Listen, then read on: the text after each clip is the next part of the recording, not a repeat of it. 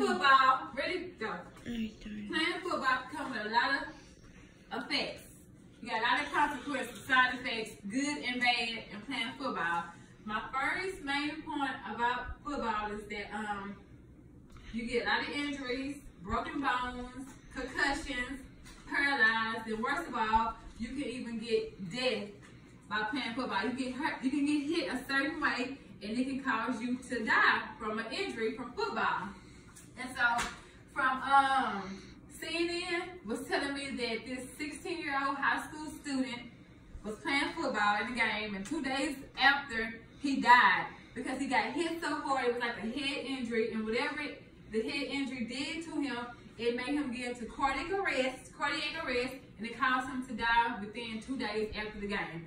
So yeah, football is pretty much like a physical sport. It's very physical, very aggressive, and it's just, I mean, it's fun to play, but it's dangerous at the same time. You take all that in consideration.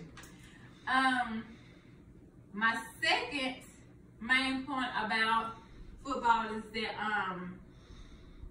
you can get a career in football. Some people play just to be playing, but also they can get paid for playing football.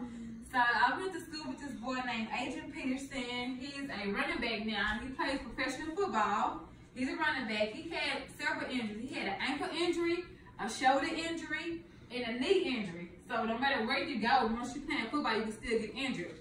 But he get paid for doing something that he likes to do. The paying price for a football player that I read up on was like $435,000, but he makes a $1,015,000 playing. So I mean, you have good things coming from football. Also, you have bad things coming from football also. And I'm gonna show you a few clippings of some football injuries that I came up on that y'all should really just look at. These are a few of the injuries that occurred in football.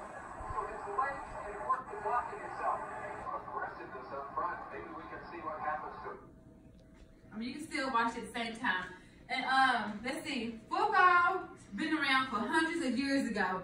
It was 1863 in England. They were playing rugby. It was called rugby ball or something like that. And so when they came over here to America, the football and association went their separate ways. And so a guy named Walter Camp came to America, but was in America, and been in football here in America to play.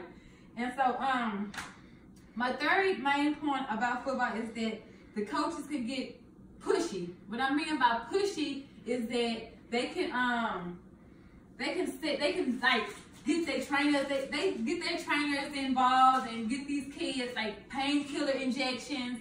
They can sit them on ice for several hours so they can numb their injury, because their key players, they want their key players out on the field playing, because they all think about is being competitive.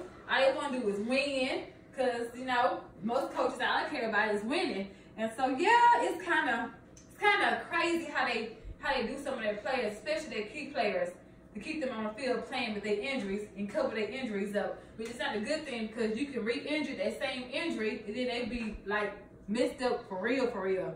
And so it's a lot to do with it.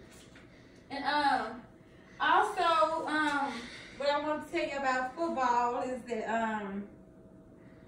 the effects that it really can bring upon the kids that's playing. You know, some kids don't worry about it at the time when they playing it.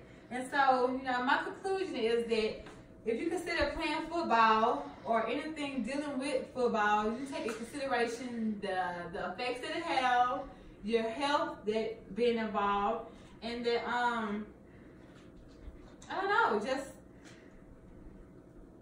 all that goes with it. Okay.